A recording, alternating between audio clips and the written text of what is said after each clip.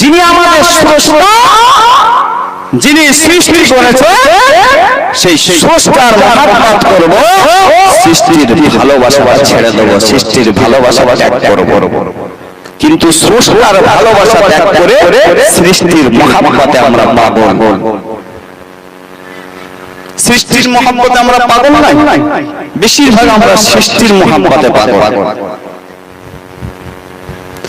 গাছ দেখি, চন্দ্র দেখি, সূর্য দেখি, আসমান দেখি, জমিন দেখি, আল্লাহর বিভিন্ন মাখলুক দেখি। মাখলুক দেখার পরে তো আমরা কেউ ভাবি না যা যিনি আমাকে সৃষ্টি করেছেন, আমাকেও সৃষ্টি করেছেন, যিনি ওকেও সৃষ্টি করেছেন, আমাকেও সৃষ্টি করেছেন। আমরা সেই সময় কিন্তু সেই স্রষ্টার শুকরিয়া আদায় করি না, সেই সৃষ্টিকে দেখে পাগল হয়ে যায়। সৃষ্টিকে দেখে পাগল হওয়ার নামটা কিন্তু একটা পাক্কা মুমিন ইমানদার নয়। তাহলে সেই স্রষ্টার পাগল হতে হবে, আর স্রষ্টার মহব্বত করতে হবে। স্রষ্টার ভালোবাসার মহব্বত যদি করতে পারি, অবশ্যই অবশ্যই দুনিয়ার জমিনে কিছু কাজ হবে।